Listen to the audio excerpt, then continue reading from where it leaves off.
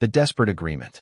Maya Chin stared at the contract on the mahogany desk, her hands trembling. The paper blurred through her tears, but she already knew what it said. Marriage for money. Her freedom for her family's survival.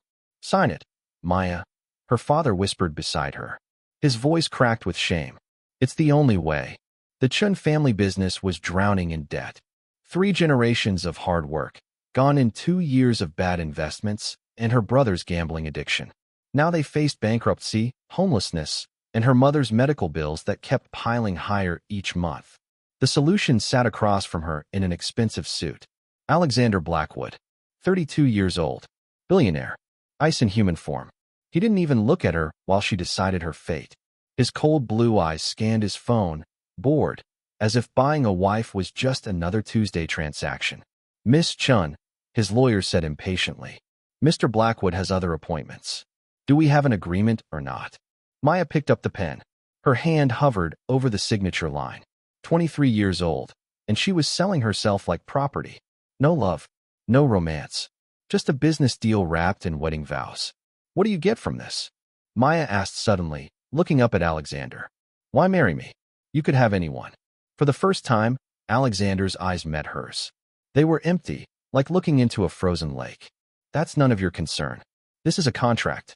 You get money. I get a wife for appearance's sake. Nothing more. But why? Sign it or don't, Alexander interrupted coldly. I don't care either way. There are 100 other desperate families I could choose from. The words hit Maya like a slap. She looked at her father's defeated face, thought of her sick mother in the hospital, and signed her name. Alexander glanced at the signature, nodded once, and stood. The wedding is in 2 weeks. My assistant will send you the details. Don't be late. He walked out without another word, leaving behind only the scent of expensive cologne and Maya's shattered dreams. The cold groom.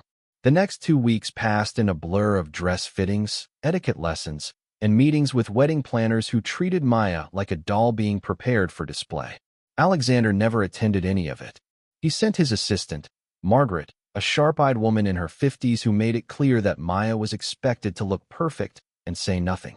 Mr. Blackwood has very specific expectations, Margaret explained during their first meeting. You will attend social events as his wife. You will smile. You will be graceful. You will not embarrass him. In return, your family's debts will be cleared, and you'll receive a monthly allowance. And what about us? Maya asked hesitantly. The marriage itself? Margaret's expression didn't change. You'll have separate bedrooms in the mansion. Mr. Blackwood values his privacy. This is a business arrangement, not a romance novel. Don't expect more than what's written in the contract. Maya nodded, swallowing the lump in her throat. She had known this, of course, but hearing it stated so bluntly made it real in a way the contract hadn't. 3 days before the wedding, Maya finally saw Alexander again. He appeared at her final dress fitting, surprising everyone. Leave us, he ordered the seamstresses and Margaret. When they were alone, Alexander circled Maya slowly, examining her like one might examine a painting before purchase. She stood frozen in the white wedding gown, feeling exposed and humiliated. You'll do, he said finally. The dress is acceptable. Your appearance is adequate. Thank you, I suppose, Maya replied, her voice sharper than intended. Alexander's eyebrow raised slightly. Did I say something amusing? No. You said something cruel. There's a difference. For a moment, something flickered in those cold blue eyes. Surprise? Interest? But it vanished as quickly as it came. Let me be clear about something, Maya, Alexander said, stepping closer. This marriage is a cage for both of us. You need money. I need. He paused, jaw tightening. I have my reasons. But don't mistake this for anything real. Don't expect kindness or affection. Don't expect me to pretend we're anything more than 2 people trapped in a contract. What made you so cold? Maya asked quietly. Who hurt you so badly that you turned into ice? Alexander's face hardened. That's none of your business. Remember your place, Miss Chin. Soon to be Mrs. Blackwood. You're bought and paid for. Nothing more. He left, and Maya stood alone in the wedding dress, tears sliding down her cheeks, while seamstresses pretended not to notice when they returned. Wedding day shadows. The wedding was magnificent. 600 guests filled the cathedral, all of them strangers to Maya. Flowers covered every surface. A orchestra played. Photographers captured every moment for the society pages. Maya walked down the aisle on her father's arm, seeing nothing but Alexander waiting at the altar. He looked perfect in his tailored tuxedo, handsome in a cold, marble statue way. When she reached him, he didn't smile. He simply took her hand, his touch impersonal and brief. The ceremony felt like a funeral. Maya spoke her vows, hearing her voice echo in the vast space. Alexander repeated his vows mechanically, like reading a grocery list. When the priest said, "You may kiss the bride," Alexander leaned in and brushed his lips against hers for exactly 1 second. No warmth, no feeling, just obligation fulfilled. The reception was worse. Alexander barely spoke to her during the endless dinner. He danced with her once, holding her at a distance, his eyes focused somewhere over her shoulder. Then he spent the rest of the evening networking with business associates while Maya sat alone at the head table, smiling until her face ached. "Beautiful wedding," a woman's voice said beside her. Maya turned to see a stunning woman in a red dress. She was tall, elegant, with long black hair and sharp green eyes that studied Maya with barely concealed contempt. "Thank you," Maya replied politely. "I'm Maya. Maya Blackwood now, I suppose." "I know who you are," the woman said, her smile cold. "I'm Victoria Sterling. Alexander and I are old friends."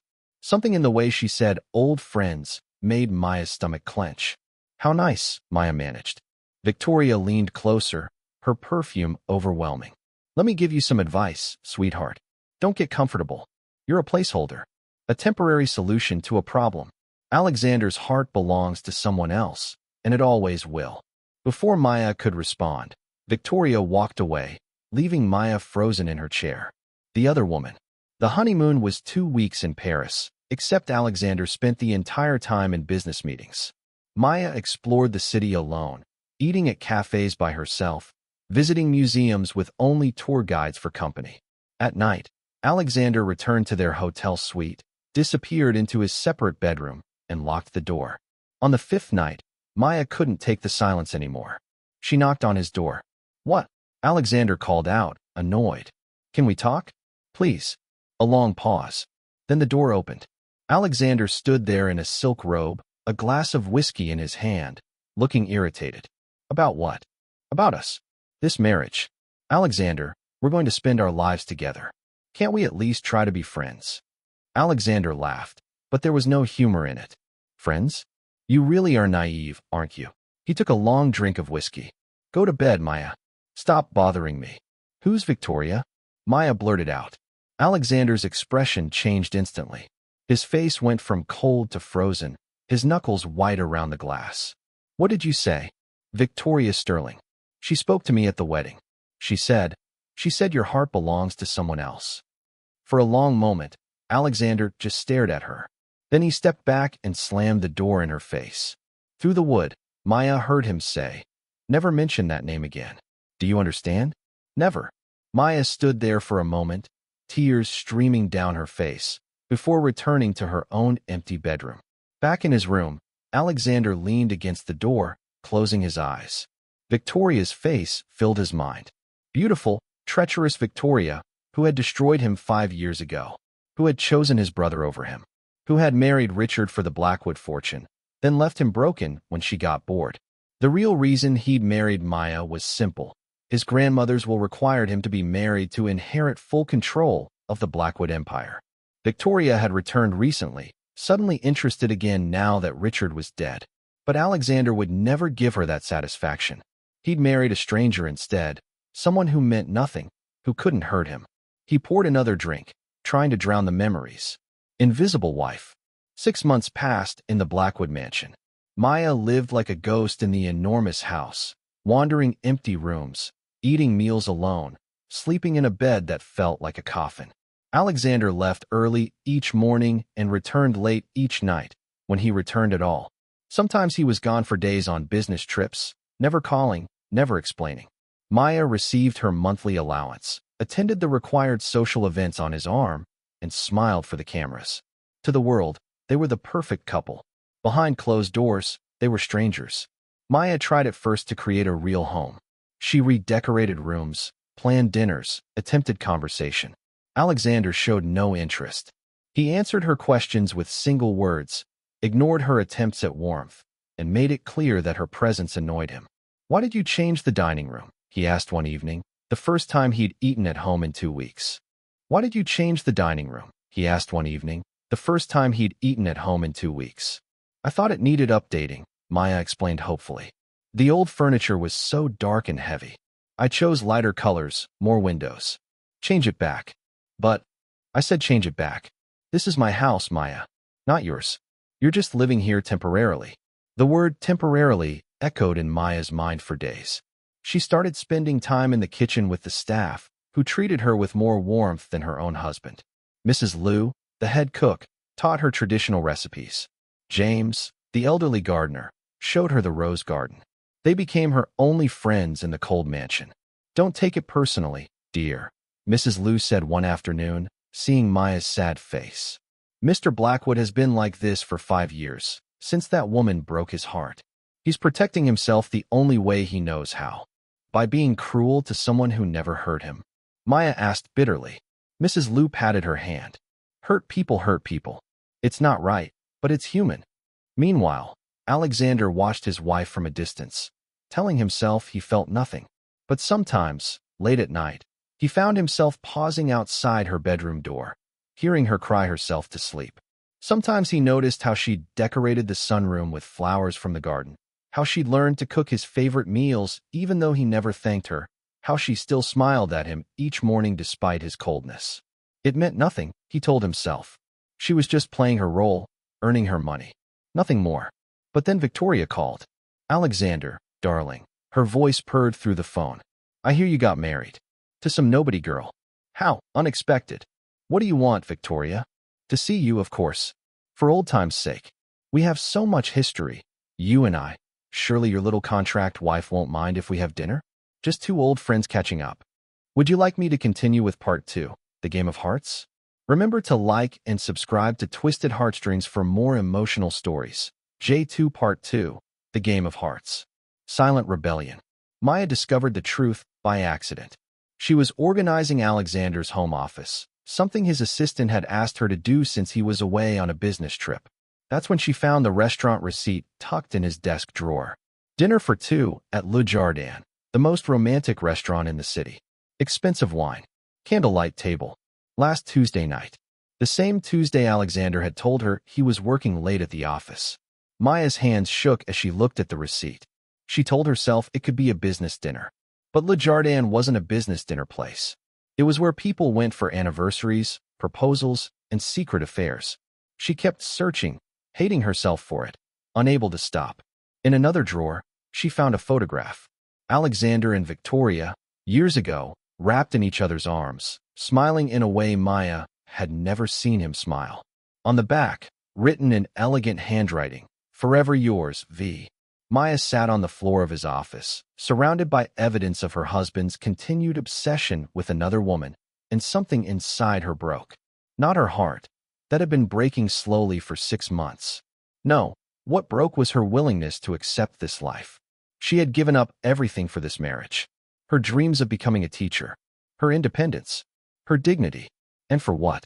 To be invisible in her own home while her husband pined for a woman who had destroyed him? No more. Maya stood up, wiped her tears, and made a decision. If Alexander wouldn't see her as a real wife, then she would stop acting like one. She would live her own life within this cage. She would become someone he couldn't ignore. The next morning, Maya enrolled in online teaching courses. She started volunteering at the local community center, teaching English to immigrant children. She began exercising, not to change her appearance for Alexander, but to feel strong again. She redecorated her bedroom in bright, cheerful colors that made her happy. She started wearing clothes she actually liked instead of the conservative outfits Margaret had chosen. When Alexander finally noticed the changes, he was confused. "Where were you today?" he asked one evening, finding the house empty when he came home. "Teaching," Maya replied simply, not looking up from her book. "Teaching what? To whom?" "English. To children at the community center. I volunteer there 3 times a week now." Alexander frowned. "That wasn't in our agreement. You're supposed to be available for social events. And I will be, Maya said calmly. But the rest of my time is mine. Unless you'd prefer I sit home alone every day, waiting for a husband who's never here. The subtle accusation hung in the air. Alexander's jaw tightened. Do what you want. I don't care. But he did care, though he wouldn't admit it. He found himself noticing Maya more. The way she laughed with the staff, the confidence in her walk, the light in her eyes that hadn't been there before. She was becoming someone different, someone he didn't control, and it unsettled him in ways he couldn't explain. Then Victoria called again. Dinner was lovely, darling, she said. We should do it again. I've missed you so much. I made a terrible mistake 5 years ago, choosing Richard. I see that now. You're the one I should have been with all along. Alexander's heart twisted. For 5 years, he dreamed of hearing those words. Victoria, leave her, Alexander. That girl you married means nothing to you. I can see it. Everyone can. Divorce her and marry me. We could be so happy together, the way we were always meant to be. I can't, Alexander said, surprised to find he meant it. The inheritance requirements. She began exercising, not to change her appearance for Alexander, but to feel strong again. She redecorated her bedroom in bright, cheerful colors that made her happy. She started wearing clothes she actually liked instead of the conservative outfits Margaret had chosen. When Alexander finally noticed the changes, he was confused. Where were you today? He asked one evening, finding the house empty when he came home. Teaching, Maya replied simply, not looking up from her book. Teaching what? To whom? English. To children at the community center. I volunteer there 3 times a week now. Alexander frowned. That wasn't in our agreement. You're supposed to be available for social events. And I will be, Maya said calmly. But the rest of my time is mine. Unless you'd prefer I sit home alone every day, waiting for a husband who's never here. The subtle accusation hung in the air. Alexander's jaw tightened. Do what you want. I don't care. But he did care, though he wouldn't admit it. He found himself noticing Maya more. The way she laughed with the staff, the confidence in her walk, the light in her eyes that hadn't been there before. She was becoming someone different, someone he didn't control, and it unsettled him in ways he couldn't explain. Then Victoria called again. Dinner was lovely, darling, she said. We should do it again. I've missed you so much. I made a terrible mistake 5 years ago, choosing Richard. I see that now. You're the one I should have been with all along. Alexander's heart twisted. For 5 years, he dreamed of hearing those words. Victoria, leave her, Alexander. That girl you married means nothing to you. I can see it. Everyone can. Divorce her and marry me. We could be so happy together, the way we were always meant to be. I can't, Alexander said, surprised to find he meant it. The inheritance requirements. She began exercising, not to change her appearance for Alexander, but to feel strong again. She redecorated her bedroom in bright, cheerful colors that made her happy. She started wearing clothes she actually liked instead of the conservative outfits Margaret had chosen. When Alexander finally noticed the changes, he was confused. Where were you today? He asked one evening, finding the house empty when he came home. Teaching, Maya replied simply, not looking up from her book. Teaching what? To whom? English. To children at the community center. I volunteer there 3 times a week now. Alexander frowned. That wasn't in our agreement.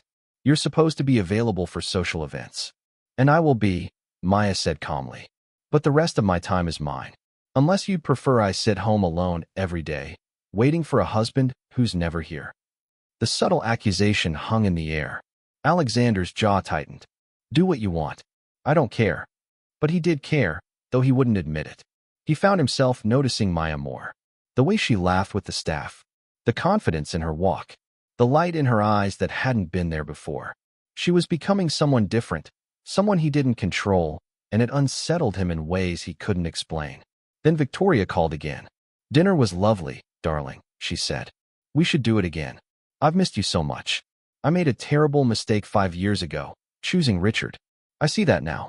You're the one I should have been with all along. Alexander's heart twisted.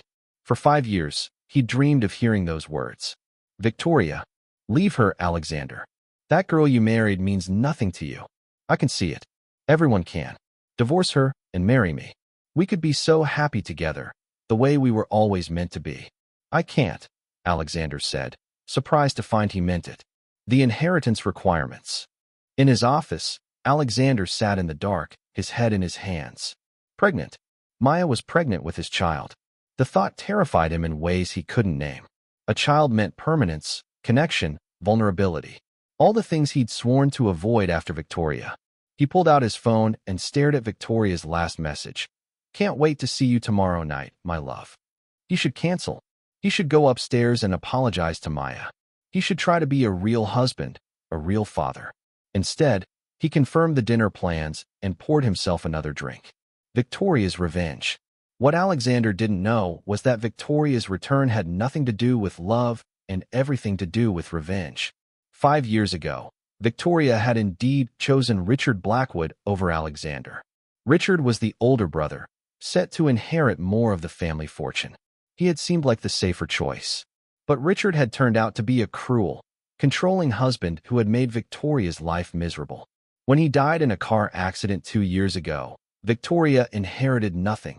Richard had secretly changed his will, leaving everything to charity out of spite.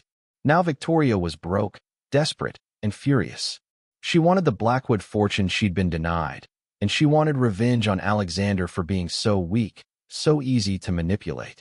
When she heard he'd married some nobody girl to satisfy his grandmother's will requirements, Victoria saw her opportunity. Seduce Alexander again. Make him fall completely in love with her. Then destroy him the same way Richard had destroyed her. It's going perfectly, Victoria told her friend Melissa over lunch. He still loves me, the pathetic fool. I can see it in his eyes every time we meet. He'd divorce that fat little wife in a heartbeat if I asked him to. What about the inheritance requirements? Melissa asked. Victoria smiled coldly. There are ways around everything. My lawyer found a clause. If Alexander's wife commits adultery or abandons the marriage, he keeps full inheritance rights even after divorce. So I just need to push the little mouse into doing something stupid. Then Alexander is mine, along with everything that comes with him. And then I break his heart again.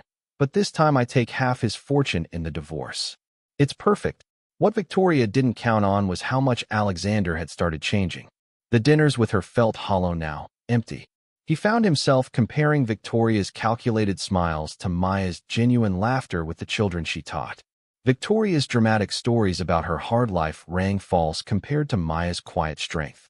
Even Victoria's beauty seemed artificial next to Maya's natural warmth. But Alexander was still trapped in his obsession, unable to see clearly, unable to let go of the past. He kept meeting Victoria, kept falling back into old patterns, even as part of him knew it was wrong. Then came the night that changed everything.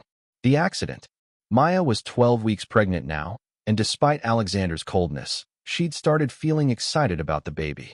She'd had her first ultrasound, seen the tiny heartbeat, and felt love she'd never imagined possible. She kept the ultrasound photo in her pocket, planning to show Alexander when he came home. Maybe seeing the baby would change things between them.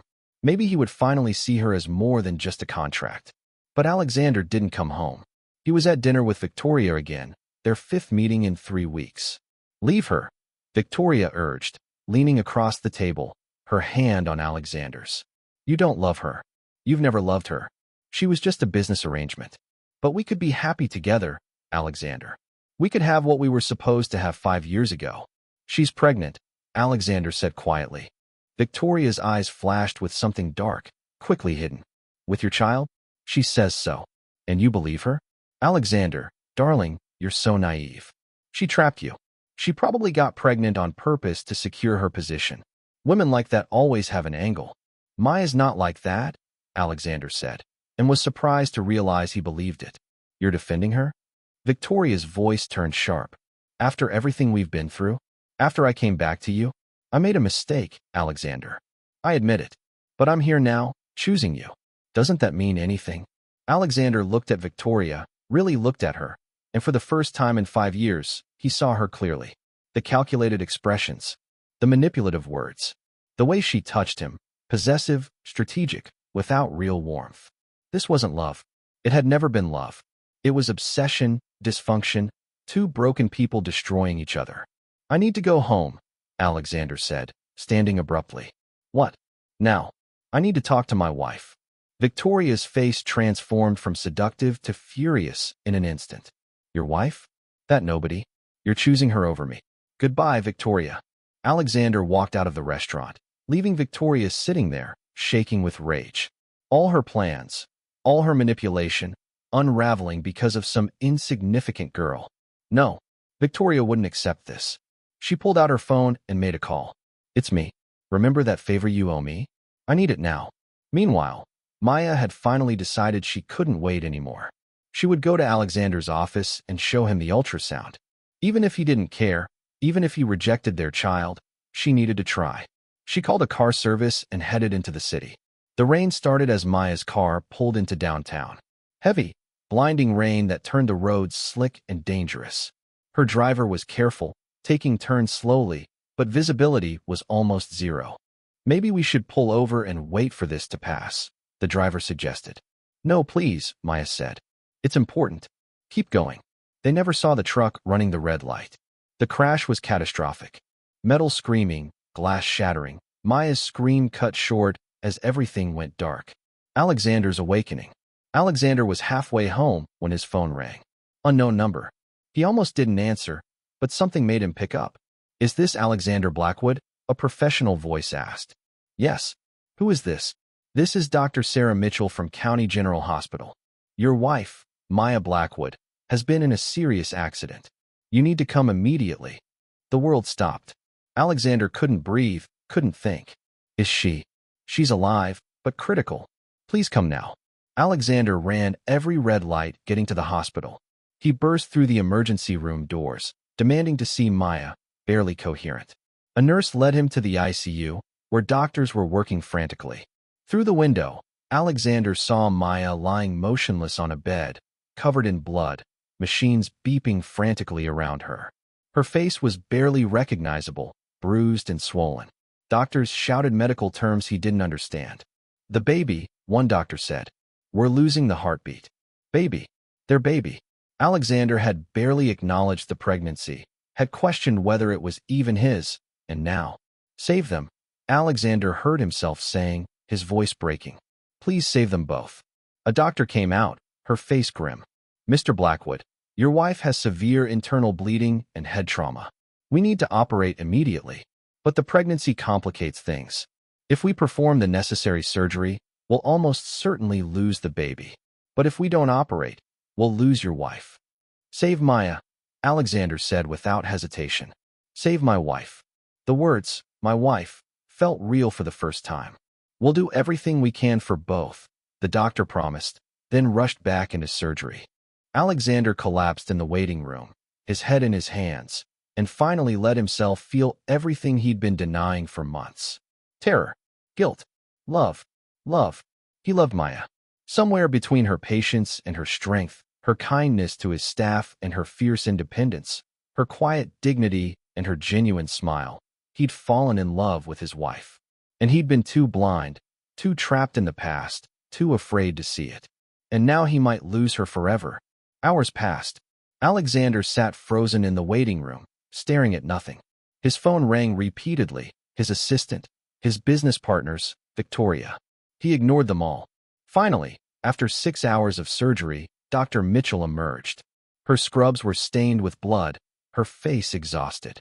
Mr. Blackwood, she said gently, your wife is alive. She's critical, but stable. The next 48 hours will be crucial. And the baby? Dr. Mitchell paused. Against all odds, the baby's heartbeat is still strong. We don't know if the pregnancy will continue, but right now, both mother and child are fighters.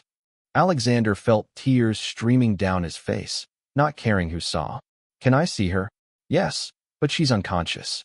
She might not wake for days, possibly longer. The head trauma was severe. Alexander walked into Maya's room on shaking legs. She looked so small in the hospital bed, so fragile.